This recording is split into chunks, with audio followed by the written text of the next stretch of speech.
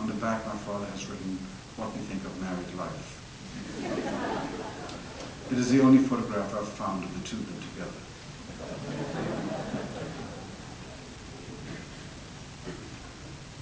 I'm going to read from Divisadero now, and the book is complicated, you know, non-linear, I suppose, as someone said. But the great line when Jean Godard was asked by a complaining critic, "Surely, Mr. Godard, there is a beginning, a middle and an end?" And he said, "Yes, but not necessarily in that one." The book weaves from California, Northern California, north of San Francisco, a farm there, and a story that takes place in France a couple of generations earlier that has a very intricate connection with the first part. I'm going to read a section from both of them. By our grandfather's cabin on the high ridge, opposite a slope of buckeye trees, Claire sits on her horse, wrapped in a thick blanket. She's camped all night under the fire in the heart of the small structure our grandfather built more than a generation ago, and lived in like a hermit or some creature when he first came to this country. He was a self-sufficient bachelor who eventually owned all the land he looked down onto. He married lackadaisically when he was 40, had one son, and left him this farm along the Petaluma Road. Claire moved slowly on the ridge above the two valleys full of morning mist. The coast is to her left. On her right is the journey to Sacramento and the Delta towns. She persuades the horse down through the whiteness alongside crowded trees. She's been smelling smoke for the last 20 minutes, and on the outskirts of Glen Ellen, she sees the town bar on fire. The local arsonist that struck early when certain it will be empty. She watches from a distance without dismounting. The horse seldom allows a remount, and this he can be fooled only once a day. The two of them, both rider and animal, don't fully trust each other, although the horse is my sister's closest ally. She will use every trick not in the book to stop his rearing and bucking. She carries plastic bags of water with her and leans forward and smashes them onto his neck, so the animal believes it is his own blood and will calm for a moment. When Claire is on a horse, she loses her limb and is in charge of the universe, a centaur. Someday she will meet and marry a centaur. Most mornings we used to come into the dark kitchen and silently cut thick slices of cheese for ourselves. My father drinks a cup of red wine. Then we walk to the barn.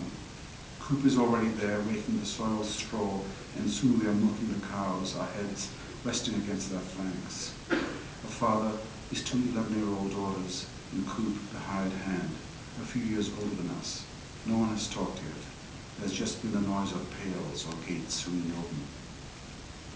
Coop in those days spoke sparingly, in a low-pitched monologue to himself, as if language was uncertain.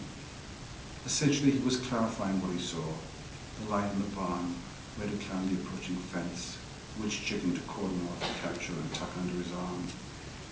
Claire and I listened whenever we could. Coop was an open soul in those days. We realized his taciturn manner was not a wish for separateness, but a tentativeness about words. He was adept in the physical world, where he protected us, but in the world of language, he was our student. At that time, as sisters, we were mostly on our own. Our father had brought us up single-handed and was too busy to be conscious of intricacies. He was satisfied when we worked at our chores and easily belligerent when it became difficult to find us. Now and then, our father embraced us, as any father would. This happened only if you were able to catch him in that no-man's land between tiredness and sleep, when he seemed wayward to himself. I joined him on the old covered sofa, and I would lie like a slim dog in his arms, imitating his state of weariness, too much sun perhaps, or too hard a day's work. Claire would also be there sometimes, if she did not want to be left out, or if there was a storm. But I simply wished to have my face against his checkered shirt and pretend to be asleep, as if inhaling the flesh of an adult was a sin and also a glory, a right in any case. To do such a thing during daylight would have been unthinkable. He'd have pushed us aside. He was not a modern parent. He had been raised with a few male rules and he no longer had a wife to qualify or compromise his beliefs. So you had to catch him in that twilight state when he had ceded control on the tartan sofa, his girls enclosed, one in each of his arms.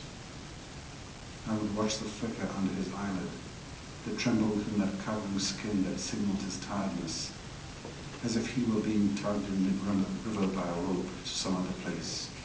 And then I too would sleep, descending into the lair that was closest to him.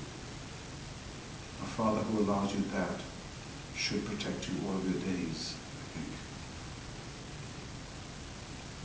Sometimes Claire and I would drive down our hill with the car lights turned off in complete blackness, or we would climb from our bedroom window onto the skid of the roof